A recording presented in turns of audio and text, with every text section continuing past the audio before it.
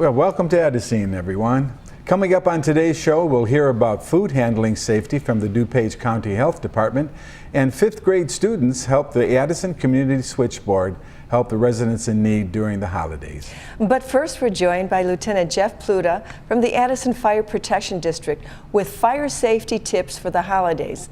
Welcome back, Jeff, and happy holidays to you too. Yes, happy holidays, Jeff. Big time Christmas trees, fires, parties. There's a lot going on, a lot of hustle and bustle. Right. And again, just like any other time of the year, it's really important that we keep safety in mind. I hate to be the wet blanket, but if you have a fire in your home or somebody gets hurt in your home, then that ruins the holidays right there. So we just like to stress a couple of things. Holiday seasons, a lot of time is when we do see a lot of more fires. We're taking out the old decorations that have been packed away, cords get pinched or frayed, or maybe the decorations are, hand-me-downs, they're 50, 60 years old, so they have the old style frayed cords. We just want people to keep safety in mind. Check all your electrical devices. It may be time to replace those strands of lights that you've had for years and years. There's the energy savings, but the other nice thing too is that newer stuff is generally more safe.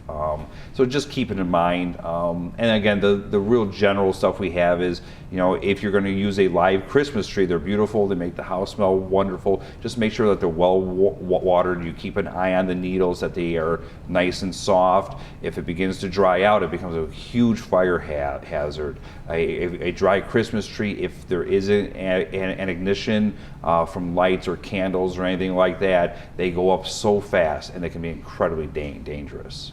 Well, leaving lights on is one of the big things. I know we leave our lights on longer than we ever did. Right. We've got some outside lights, but what do we do to be careful about outside, aside from using outside extension cords and things like that? Yeah, the thing to really keep in mind is that things are rated to be used in certain spots. Some things are indoor, some are outdoor, and some are rated to be used indoor and outdoor.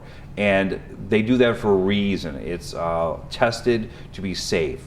So if I use an indoor light or an indoor extension cord or multi-plug device, and I put it outdoors, it's not designed to be out in the elements, and it's going to fail, and that's going to cause problems. Quite often, the two main reasons we see, especially electrical fires, is either we don't maintain the stuff well enough, so cords get damaged, cords get worn, and we don't replace them, we don't keep an eye on that, or we misuse stuff. We use stuff for what it's not intended to be used for. So I use an indoor power strip and to go, well, I don't want to go buy an outdoor one, they're more expensive. Well, they're more expensive for a reason. They're heavier duty, they're designed to keep the moisture out. I put that indoor one out there, it gets moisture in it, begins to corrode, it shorts out and causes a fire. Is there anything you should do before you do any of these things for, like you said, the Christmas decorations? You should go through them first and just kind of just eyeball the wires to see if there's just do a quick look at the wires, check all the connections. If things are worn, you have breaks in the insulation on the wiring, it's time to replace it. And again, if you have a treasured light or something that was handed down and the cord's frayed, you can buy replacement cords, you can have the cords replaced. But again, it's not safe to run it with a broken cord or frayed or worn cord, and just taking some electrical tape and wrapping around a couple times is not fixing a cord. It's just covering up the problem. How about candles? A lot of people use candles a lot, especially now. I think that's what's dangerous too. Candles are incredibly dangerous. Again, most people love the smell. And again, if used safely and used in the right way, candles can be safe, but we need to be very careful with them. They should not ever be used on any type of tree. I know tradition says I put the candles on the real tree. No, we have the fake candles now that look just as good. And yes, and it looks like there's a flame because it kind of shakes a little bit. Exactly. That's better. If you're going to use candles, you have to make sure they're away from anything that can burn. So they can't be by drapes, they can't be by other decorations. They have to be at least 3 feet away from anything that can burn on a nice solid base. you light it, and if you're going to leave, you're going to go to sleep, you have to blow it out. Even leaving the room for half an hour to run upstairs or whatever, if that candle was to fall over, it can easily start a fire. We do have fires all the each year where somebody left a candle just for a little while unattended, and it starts a fire.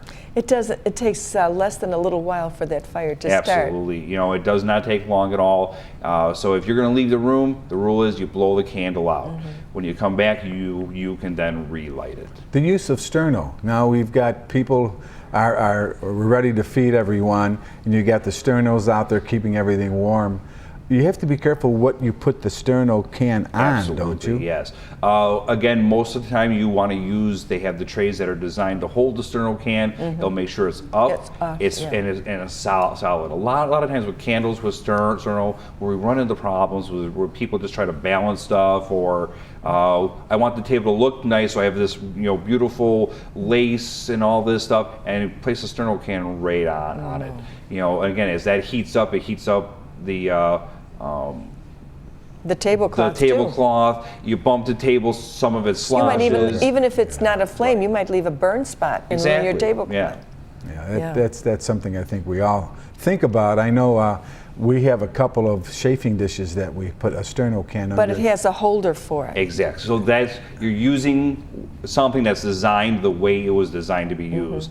But again, just like any other open flame, that doesn't mean that I can light that and then leave. Forget about it. No. If you're not going to be around it, it should be off. If it's going to be lit, then people should be around it to keep an eye on it.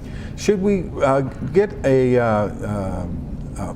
to put out the fires? These different kinds of fire extinguishers. Yeah, fire extinguishers. Should we get one? Have one handy? Yeah. Not a bad idea. Again, just during the holiday, just as any other time, there are some very basic fire safety tips that we need to keep in mind. You should have a fire extinguisher in your house. You can buy one of those small ones from most box stores, department stores. You buy it, one in the kitchen, one in your garage. Make sure you know where they are. Make sure that they're accessible. And just have it handy, okay? So that way, if there is a fire, we can use it. The other thing to make sure you have is smoke detectors. We've had 3 fires recently in the last month where people didn't have working smoke detectors. One of the greatest ways that you can protect yourself and you can protect your families is have a working smoke detector. That's something I think we Safety all first are for a aware of. happy holidays, right? Absolutely. Thank Absolutely. you, Jeff. We Thank you, appreciate Jeff. it. Be careful out there for the holidays. Make sure that they're a good one.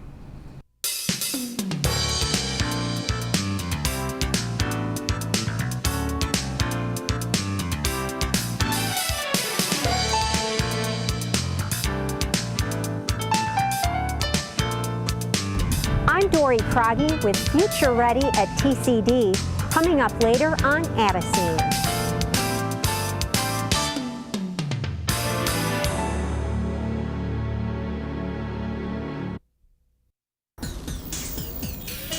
How do you feel about your commute these days?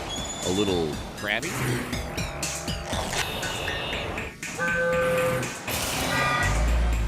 You can change that pretty easily. Just take Pace and feel happy as a clam. The savings will be a big change too. Travel in a more relaxing Pace.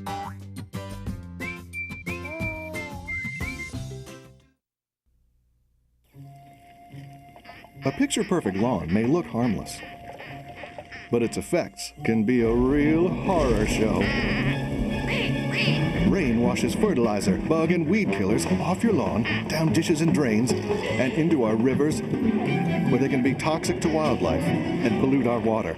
So cut back on lawn chemicals. Mow higher, leave the clippings, and enjoy a beautiful, healthy, safer lawn.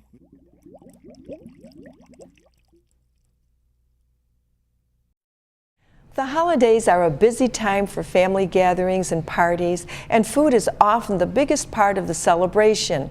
But safe food handling is very important so you and your guests can enjoy the holiday season safely. David Haas from the DuPage County Health Department is in Wheaton with some very important reminders on how to enjoy the holidays when it comes to food safety. Thanks, Harry and Laurie. We're going to be with the Addiscene viewers today to talk a little bit about food safety. My name is Dave Haas, and I'm with the DuPage County Health Department, and we're going to talk today about how you not only can make your holiday meals safe, but keep your guests happy and keep those guests healthy. We appreciate this opportunity. With me is Mike DeSmit, who is one of our food safety experts. Now, Mike is a little modest, probably wouldn't claim that, but he is one of our food safety experts at the health department. And we're going to talk about how we go through the entire process of preparing a safe, healthy meal for the holidays. And the interesting part is we're going to be starting in the most unlikely of places, and that is the kitchen sink. Mike, why is the kitchen sink important for holiday food safety and health? Well, Dave, the most important thing, no matter what, is to always wash your hands. It's the biggest, most important, the best way to not allow you to transmit disease from one person to another person. So definitely washing hands is the best way to do it. Okay, so we're going to start washing our hands. How often during the process of preparing a meal should people be washing their hands? Basically, anytime you're going to start touching raw food, changing your jobs, if you start doing dishes or throwing away garbage, and before you go back to touching food, definitely make sure you wash your hands. And as you have all those guests coming in, there's going to be a lot of handshaking going on after you've shaken somebody's hand. Get back in that kitchen and wash those hands. So make sure you wash your hands. Okay, that's very important. Can you give our viewers a little bit of a demonstration on how that works and kind of walk us through how long it should take and what they need to do? Sure, not a problem at all. The biggest thing is anytime you wash your hands, it's like it's your birthday, because you should be washing your hands for about 20 seconds. So singing happy birthday to yourself takes about 20 seconds. So every time you wash your hands, you're going to tell yourself happy birthday. So the first thing you want to do is get the water running, and then you go ahead and get some nice and wet, some soap, lather, wash up, make sure you go up to your wrists, and then rinse off the soap. This might be quicker than 20 seconds, but just to show you. Paper towel, dry your hands, and then shut the water off with paper towels, because you want to contaminate your hands you just cleaned by touching what you just did there. All right, thanks, Mike. And so we've got to the point where we've got clean hands. Now we're ready to move on to the next phase of preparing that meal, and that's going to be clean surfaces. So we're going to head over and clean up some surfaces for those holiday meals. We've got clean hands. Now the next step in getting that kitchen ready for food preparation is making sure we have clean surfaces. Mike, can you walk us through how that actually works as far as cleaning a surface? Definitely. So the first thing I would do is remove any residue with a sponge or a paper towel, get all that off, and then take any normal cleaner, disinfectant that you can get over the counter, spray some down, wipe it off with a paper towel, let it finish air drying, and then you're ready to go ahead and start prepping on that surface. The only thing you want to make sure to do is you read the bottle and the instructions on the label to make sure that you can prep food after using that. Most of them will say as long as it's air dry, you can go ahead and use it there. And just like washing hands, Mike, this should be done often during food preparation. Exactly, the same thing. So if you're creating any sort of poultry, raw meat, you always want to take care of that first, wash it down, then you can go to your next part of your meal, especially when you're using ready-to-eat foods as compared to stuff you're going to cook. You want to make sure you separate all that out and make sure that you're disinfecting your surfaces in between those. Okay. One of the things that we want to talk about is that we've got clean hands, we've got clean surfaces, maybe we've even prepared some food. A lot of people this time of year will be going to parties where they bring food to the event, or they may be hosting an event and guests are bringing stuff in, a potluck, so to speak. What would be some advice for people that are bringing food to other locations? What are a couple of tips that you might give to people who are transporting food? Well, this time of the year, with it being cold, it's a little bit easier. You can use a cooler with a little bit of ice for the cold food. Put it in there, transfer it. You leave it in the car. You're really not going to get any spills or any problems with the ice that was left in there. Hot food's a little bit more difficult, but with the new stuff they've brought out, I know some of the companies have your typical glass dishes. You can put them right in these containers that are kept warm. That's really the best way to do it. Because also, what you want to do is set up whatever time you're going to leave. Have your actual dish finish a couple minutes before that, so you're taking it hot and bringing it right there out hot, not sitting on the stove for a couple hours beforehand. Make sure to keep it as hot as you can, and if you get there and it's not real warm, definitely make sure that you reheat it to 165, whatever you're going to serve, in their oven first before you serve it to guests. Okay, well, that's real good advice for transporting food. Now we're going to talk a little bit about appetizers. Everybody, that's part of the holiday fun, is having appetizers, and sometimes it's a cold appetizer, sometimes it's something hot. what should the viewers be aware of it when it comes to cold appetizers or hot appetizers? Well, we have two ways of looking at that. The one way I look at it, if I'm going to actually, if you keep it out for more than 4 hours, you should discard the food if you're not going to put anything with it. If you're planning on keeping it, if you've got a lot there, recommend with cold food, putting a plate of ice down first, then putting the container into it. Or some of these containers you actually can put in the freezer first, pull them back out, and then put the product into it. With hot food, you've got crock pots and other similar things to keep things warm. Sternos also, you just gotta be careful with sternos because you've got an open flame and children, so I definitely recommend some sort of electric way to keep it heat. They've got a lot of those nice new neat crock pots that are like 5 or 6 long. You can definitely keep your food hot that way. Okay, well that's real good advice, and one of the things that we want to stress to people because of making sure that they keep cold foods cold and hot foods hot is that we're going to put the burden on the homeowner or the person who's giving the party to make sure that they go around and keep track of everything. I assume that's a pretty important part of hosting a party is keeping track of that cold food and hot food. Always is. You certainly don't want to be the person that's known for making everybody sick at the party. So definitely, someone's going to have to take responsibility, and it is your house, so you probably should take responsibility. Very, very good advice, Mike. Thank you. Now we're going to move over and talk a little bit about preparing those entrees, that delicious turkey that we serve this time of year, and we're going to talk a little bit about how to get that ready and how to prepare it and cook it. All right. We have the kitchen ready. We've washed our hands. We've got those surfaces clean. Now we're going to talk to Mike about, usually the star of many of our holiday meals is that turkey. And there are two kinds of turkeys that we generally talk about, and I'm going to ask Mike to talk a little bit about fresh versus frozen turkeys and how they get ready, how you get them ready for the meal. So definitely, if you buy a fresh turkey, you need to make sure you use it within 2 to 3 days of actually purchasing, and obviously keep it in the refrigerator. Now, frozen's a little bit more difficult, so we always recommend is you need 1 day in the refrigerator for every 5 pounds. So those 20-pound turkeys, you need 4 days in the refrigerator first before we even think about cooking it. Okay. And is there any recommendation, is there any difference in quality between fresh versus frozen? Do you know of any? I've not heard of any, and definitely when you go on the councils that talk about that stuff, I've really not seen anything real differences. It's more of your personal preferences. Do you like food that has been frozen before or not? Okay, well that's real good advice. And then we've got that turkey in the oven. We've been cooking that bird for a while. What is the best way to tell if it's actually done or not? Going in the thickest part of the breast and actually checking with the thermometer, making sure it reaches 165. Any grocery store, you can buy a metal stem thermometer just like this one. Now, the only thing you want to make sure you do is you calibrate it before you use it. The simplest way to calibrate it is you take a glass of ice water, half ice, let it sit there for a few minutes, let the ice start melting, stick the thermometer in there, and the thermometer actually is going to read 0. The only way to make sure you can make it read 0 is there's a little tool on here, and you just turn it. Once you got it to 0, it'll go to 0. That way you know your thermometer is ready to go. And do that about once a year. Make sure your thermometer is ready to go. You stick it right in that breast, let it rest. Now, the only thing you understand with these thermometers is you need to get about that far into the meat because the actual sensor is not in the tip, it's farther up. Okay.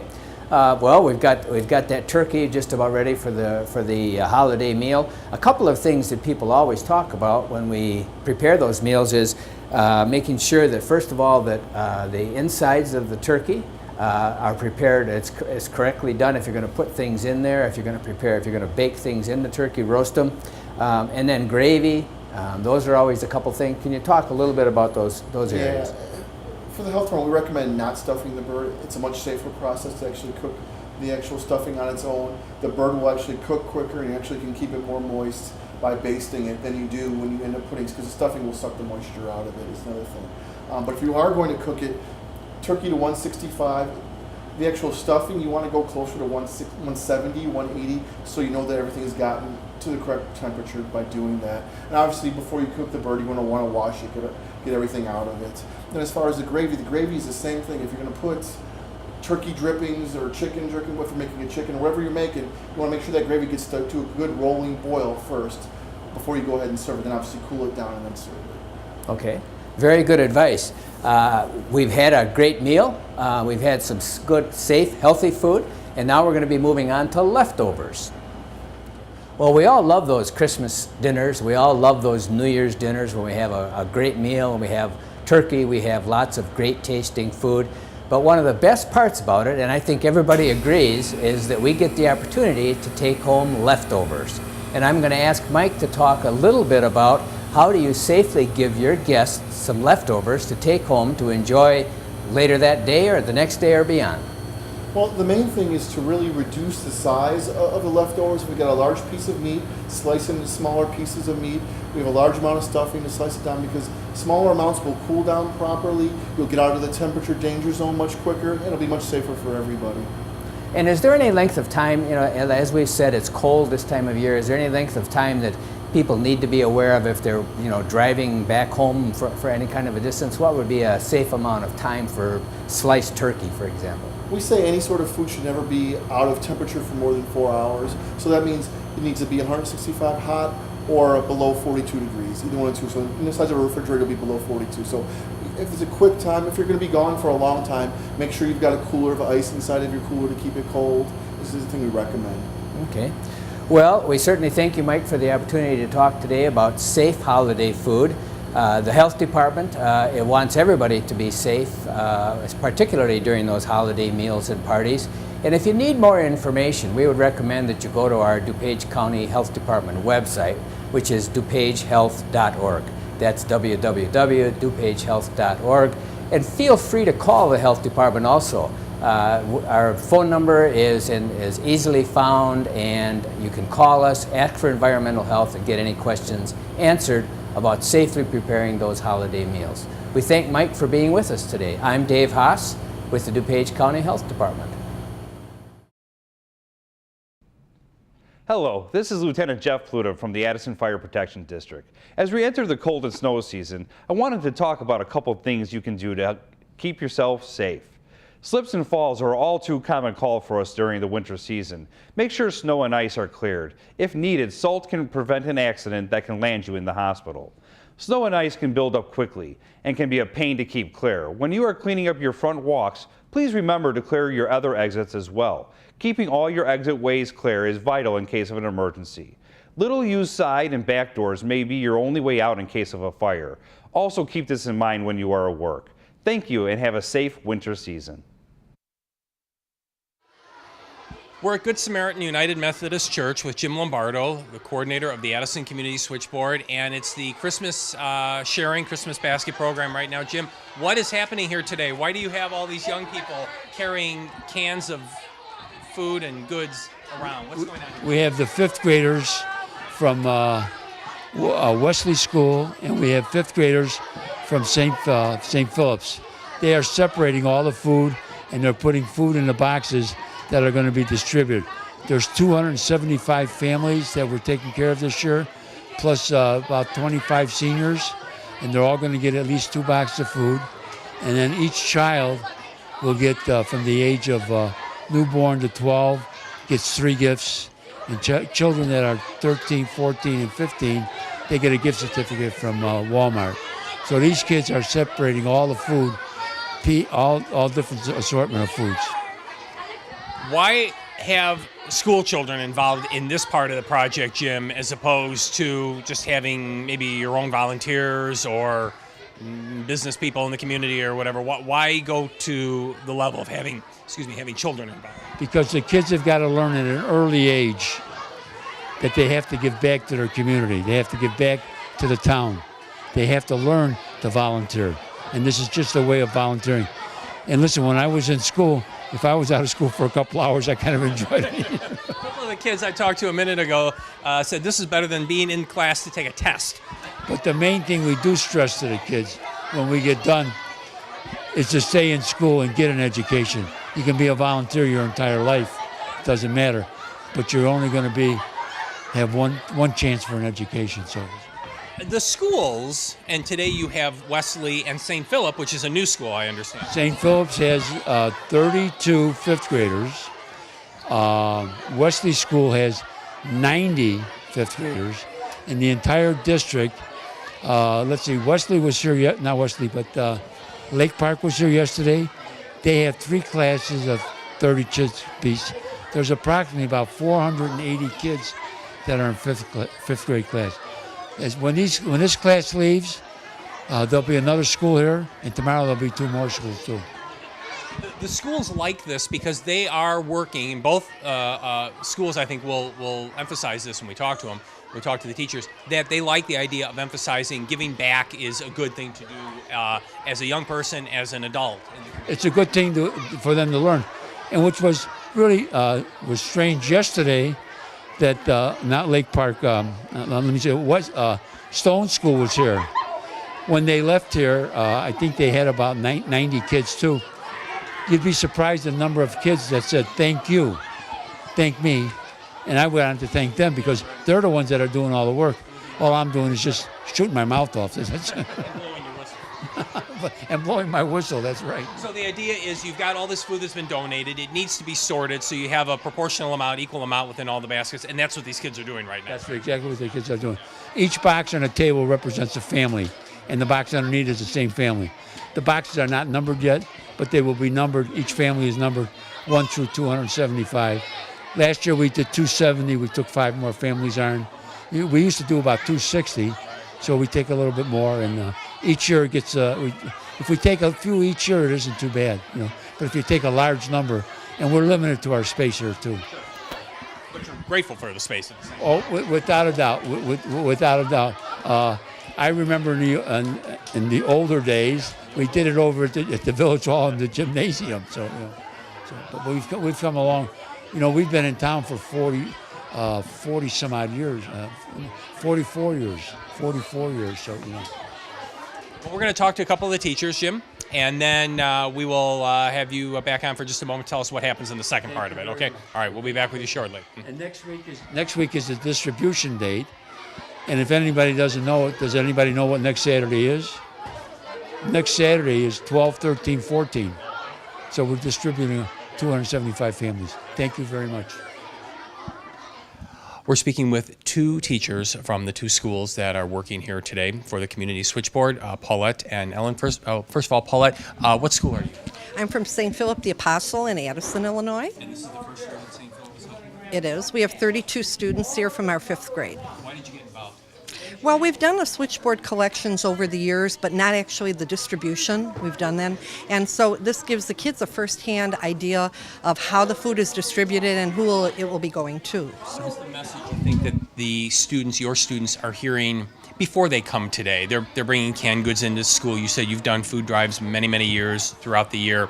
So what message are they walking in here with? Why are we doing this today? Well, being a Catholic school, we certainly emphasize the idea of our faith in action. But they also understand the idea of sharing to all faiths and people of all denominations. And so we're enjoying this. This is one of our service projects for 5th grade, and I hope we will be doing it in the future.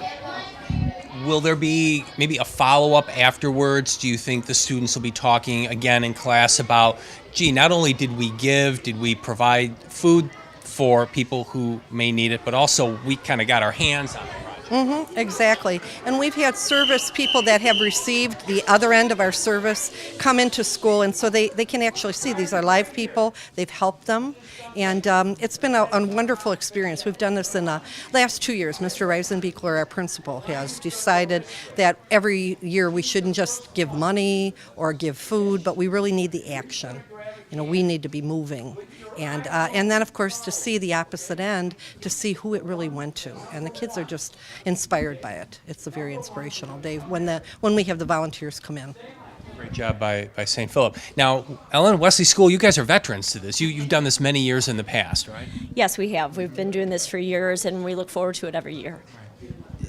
Same thought process there. What are the students hearing about this before they come over? Do you talk in class? Is this kind of like looking for volunteers? What's the approach that you take to getting to today?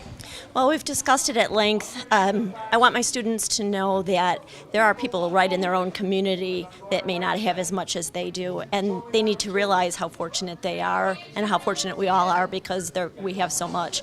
And so it's good for them to get the idea of helping others and learn that from a young age. Food drive also during the run-up to today's? Yes, we have a food drive. It was just collected to be brought here. And then we also right now are having a coat and cold weather drive and helping a Chicago poverty level school. They're so well behaved here today. Why are they so quiet? that a good thing? It's a good thing. It's a good thing. I mean, we tell them you're representing our school, and we want to be proud. We want to be proud, and we want other people to see that Wesley School, and I'm sure St. Philip's, are well-behaved, kids who want to get involved and learn about other people besides, their immediate friends. And so would you say, both of you, from the community standpoint with the community switchboard, the people who are organizing this and have done so for many years, they like the idea that young people, the leaders of tomorrow, are coming here and seeing how these things come together and how important they are? And why not start at an age where maybe this would be a good foundation, a good learning foundation for them going forward in their life, whatever it is that they do. They'll know people even as adults who will be in need of services such as this. So it's a good foundation for them. Would you agree with both? We start in kindergarten, and they do toys, the Marines toys for tots, and we try to follow it up every year with a different type of project. We're trying to work to the point of having one service day where the entire school will just leave and go to different organizations in an outreach service that way. And so that'll be our goal for next year. Try to go out in December for one entire day, and the whole school will leave. Same message for you. yes, and our student council works hard at doing different activities through the year to help others, and I think it's good for the students, again, to realize how fortunate they are, but that there are people who need these things, and we can provide, or at least help provide what they need. Student council, that's student leadership. That's leadership within your school community, so that's a great way to start too. Thank you very much, Ellen and Paulette, for talking with us. St. Philip and Wesley working together to help the community switchboard. Thank you. Jim, we just talked with the teachers, Paulette and Ellen from the two schools, and they seem very enthusiastic about having their kids here today. What happens next? After today, you're going to have everything ready to go. We're going to be back in a week's time to see what actually happens. So what's the next part? The itinerary will be tomorrow to finish this up, because we have two more schools. And then Thursday night and Friday night, we have companies that are coming to divide up some more stuff too. And we have the National Honor Society kids will be here, the Key Club. The football, Addison Trails varsity squad will be here next Saturday. This is not Jim Lombardo, and it's not the Addison Community Switchboard. This is a community deal. Everybody's involved. Everybody's involved. So we'll be back, and it's all going to be put together and ready to go out for 275 families and about 25 seniors. Well, thanks to the Addison Community Switchboard for 44 years doing good work, especially at Christmas time here in the community of Addison. Thanks, Jim. Thank you.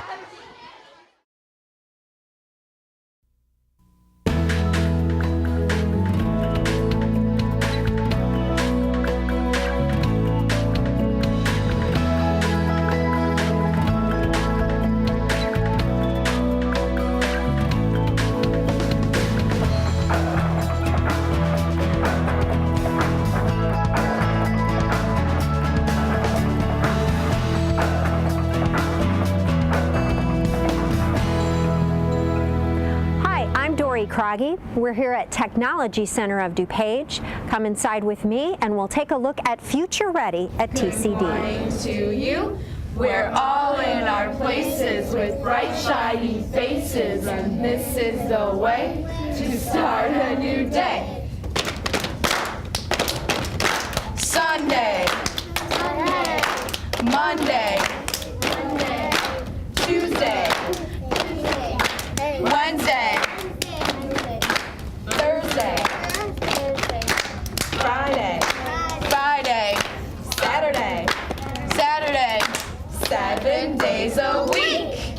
All right. Wow, that was awesome. Really good, guys. We're in the Early Childhood Program at Technology Center of DuPage, and I'm with Jeannie Beauchamp, one of the instructors in this area. Jeannie, lots of activity going on here. Yes, there is. Tell me about what goes on here with the TCD students. Okay, well, there is 3 rotations. We set them off in 3 groups, and it's a red group, a blue group, and a yellow group, and they do a rotation. They're in the classroom learning in the theory portion of it, and then they make lesson plans in the other room, and then they implement those lesson plans in the preschool. So, and they learn how to do developmentally appropriate lesson plans. We are Tuesday through Friday preschool, hands-on preschool. Our morning session is 8:30 to 10:30, and our afternoon session is from 12 to 2. So these are kids from the community? Yes, they are. And we have about 17 children in the morning and about 16 in the afternoon. And how many students, how many TCD students do you have? We have 34 in the morning, TCD students. Okay, so they outnumber the kids by quite a bit. Yes, they have a lot of one-on-one, and so it's a nice. So there's about 10 or 11 students in the group that's in preschool right now. So okay, so what is the difference between the first year and second year of the program? Okay, well, the first year they're just kind of getting to know how this preschool works, and they're working on curriculum and theory. And they also have something, what we do on Mondays, which is called a Level 1 ECE.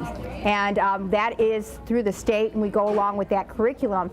Once they get finished with all that and they graduate, that gives them the opportunity to get 90% of their tuition all the way up to a master's degree in early childhood. And they have to stay in early childhood. They start off at a community college and then go on to a bachelor's degree. They can go all the way, but it's in early childhood. So. Wow, that's amazing. So do most of the students take this program, plan on that career path? We have a variation, and every year it's something different. Some students just want to work with children in some capacity, but they're not sure. But this is great experience, their hands-on experience with it. We've had students who want to get into medical, but they want to work, maybe in pediatrics, and they just want a feel for it. So whatever avenue they want to take, but they just want to have that opportunity to work with children in some capacity.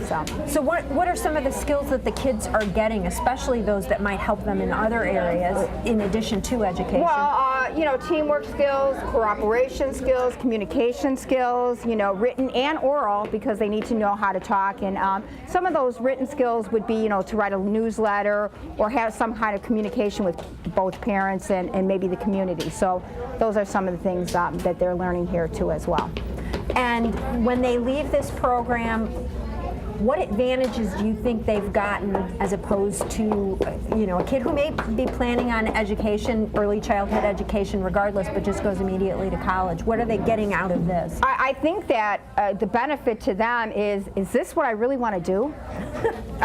Because if if you're 2 hours a day with children and all of a sudden, hey, this may not be for me. As you can see, there's a lot of activity, a lot of movement. Maybe I want to work with just a couple of children as opposed to a whole classroom. So this is a great opportunity for them to know, is this really what I want? Is this the age group I want? Before I spend thousands of dollars in college tuition and say, you know what? This is too scary for me, this is not what I want. So they get a feel, and I think the confidence level is built once they realize this is what they want to do. So, and as you heard from Melissa, the second-year student, that builds their confidence when they're here 2 years in a row. So, absolutely. Well, thanks so much for talking with us. Okay, thank you. Look on the list that I haven't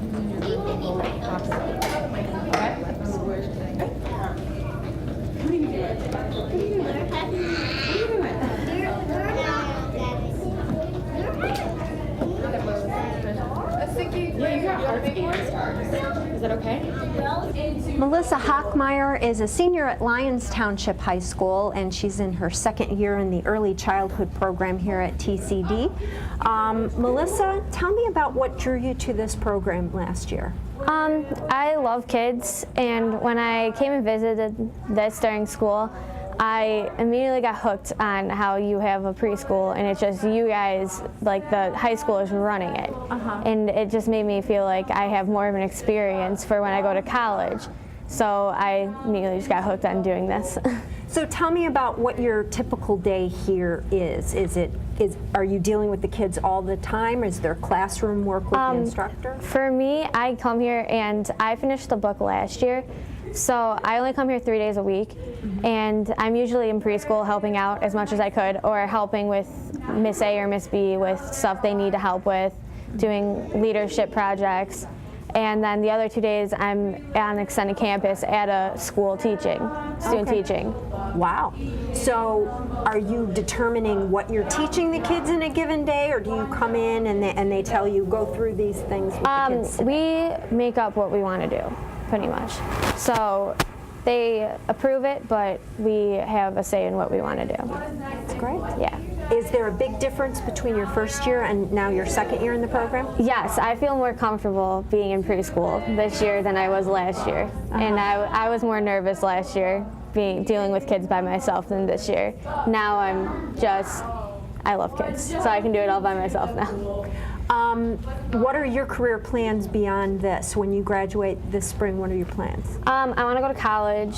I'm going to major in early education, and then I'm going to get a job, and then I'm going to go back to college and double major in special education, and then go back again, and then go get administrative education. So what do you want to do when you're out of all these schools?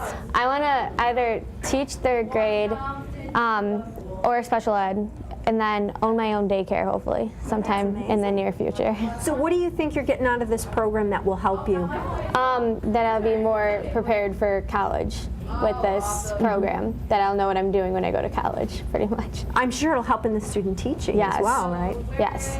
So you recently received an award. You were the Deos Student of the Month. Tell me how you got that award. I finished bookwork last year, and then right away this year when I started school, I immediately went out on extended campus. I just tried last So year. is this something that your instructors nominate you Yes. for? Okay. Yes. So I got That's nominated. great. Well, congratulations, Melissa. Thank you. Thank you.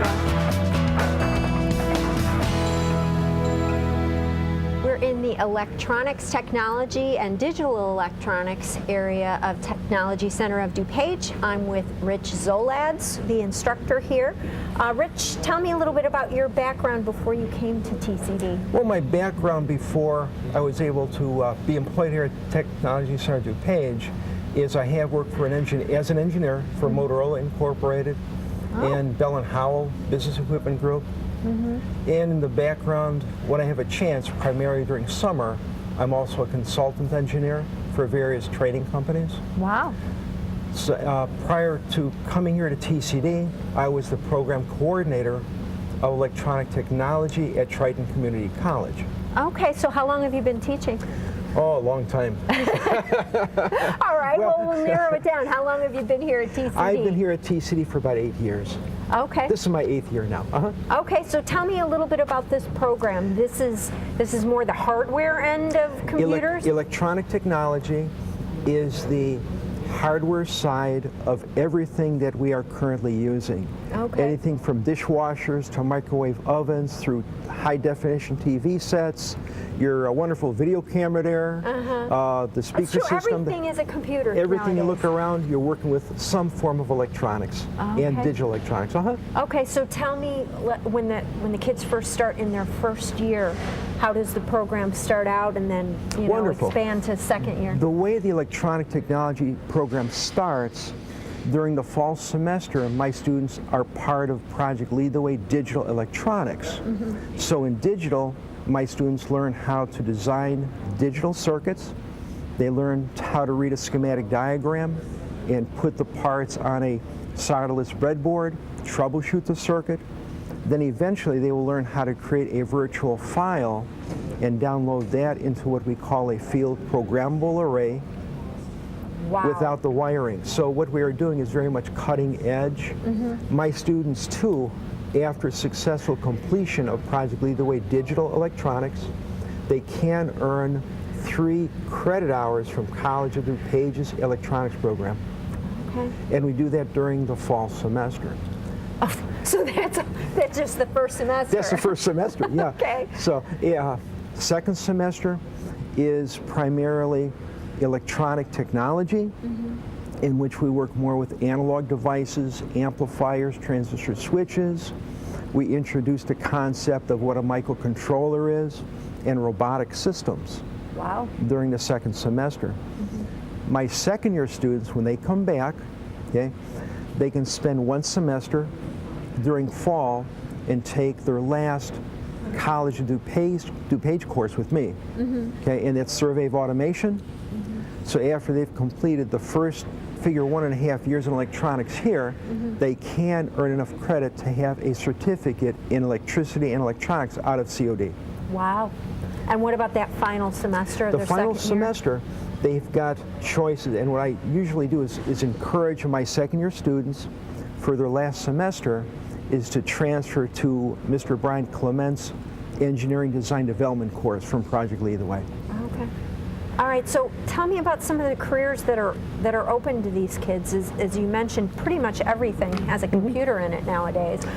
What various career paths have you seen the students taking from this? Excellent question. The career paths that I currently see my students that they should go towards, definitely if they want to stay in electronics, computer networking, computer repair, they need to move forward, let's say at College DuPage, to finish up either advanced certificates or definitely an Associate of Applied Science degree, whether it's electronics or in computer integrated technology at COD.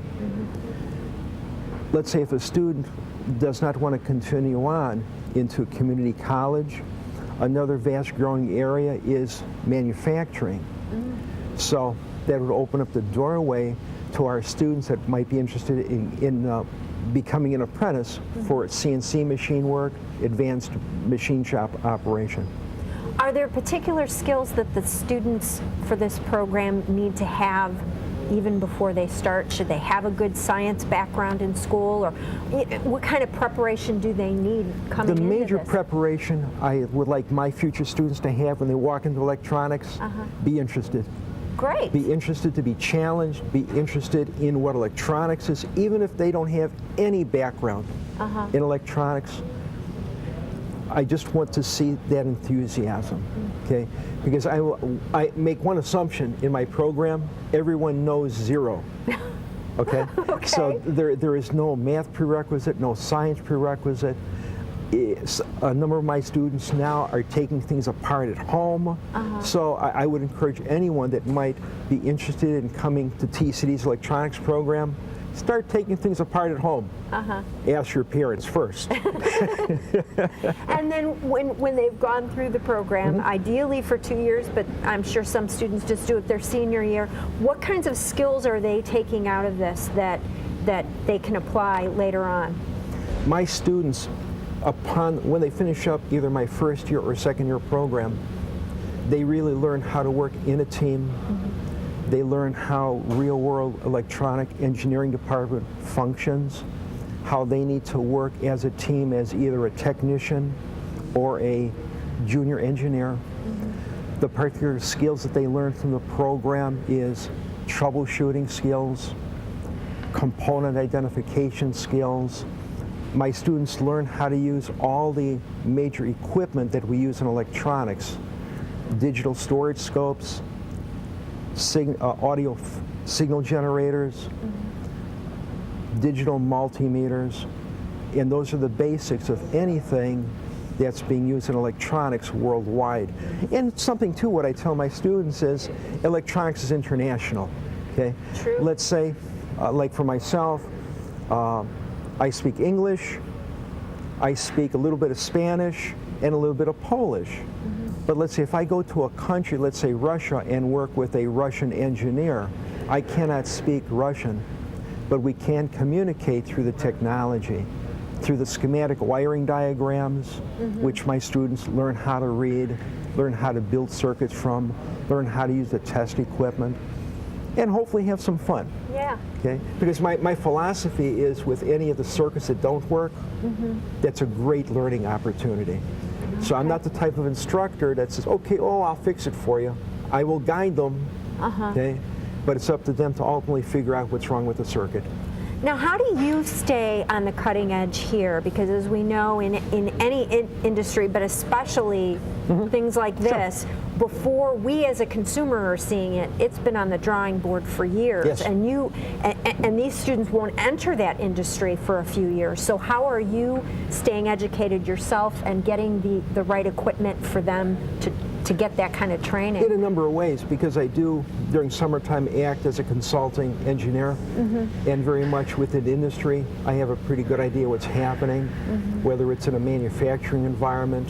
And when I say manufacturing, let's say if we take a look at a food processing plant, things that are going on there for automation systems. But also too, I do take online courses to keep myself up to date. And likewise too, I'm also an advisory committee member with College of DuPage's electronics program. And from there, their advisory board has got close to 40 members. So if I do have any questions, how should this program look within another year or 6 months, I get direct feedback from that group. And what about the equipment that the students are using? How do you stay ahead of the curve on that? Well, the test equipment that we have, we just brought in digital storage scopes last year, and that is the cutting edge. So whether it is an analog piece of equipment or digital storage scope, okay, I believe the student needs to understand the fundamentals of how that equipment operates, okay? If they don't have that core, that fundamentals, it's going to be a tough road. Within the lab, we do use a CAD program called National Instruments Multisim. And what the program is designed, my students will design a circuit, build it on Multisim, test it. And we see, great, it works in Multisim. Now guys, guess what? Build it in real life. Okay. And hopefully the circuit won't work. And the idea there is just because it works in simulation, it may not work in real life perfect, or as how we intended. And lastly, you mentioned when you were going through the curriculum, robotics. Yes. Which is fascinating to everyone, I think. Is that something that the students are actually building and with the moving parts and that kind of thing? We do it a number of ways. We have the availability of a VEX robotic system that my students will actually build. They'll need to create some kind of robotic system, program it, and make it do specific functions based on my design criteria. Okay. We also used a Lego Mindstorm NXT system for robotics, where here's what you have to design, and part of that design is not just building it, but you got to program it. Okay? And we also use Parallax Bobots, okay, where they learn how a microprocessor operates and how to interface it to the outside environment. Another way we tackle industrial robots is I've got about a half dozen robotic arms in the lab currently, and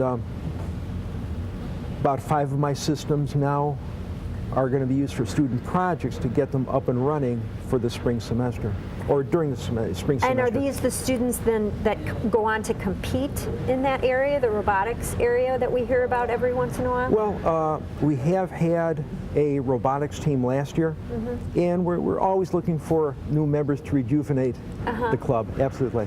Well, thank you so much for talking with us. You're very welcome. Tell us your name and what you're working on here. My name is Fabian Tulula, and I'm working in a power for the stereo, like speakers, and the output is going to be here. So the speaker I want to connect here, and then this is the power on and off. And if you want to connect your phone audio into this, you're going to use a auxiliary cable to connect it here. And that's what I'm working on. I'm Joseph Cramsey. Currently I'm working on an amplifier set for audio and signal. Okay. And what are you doing right now? Right now I'm trying to solder a wire from this amplifier section here to this one over here. Okay. Working on the ground set right now.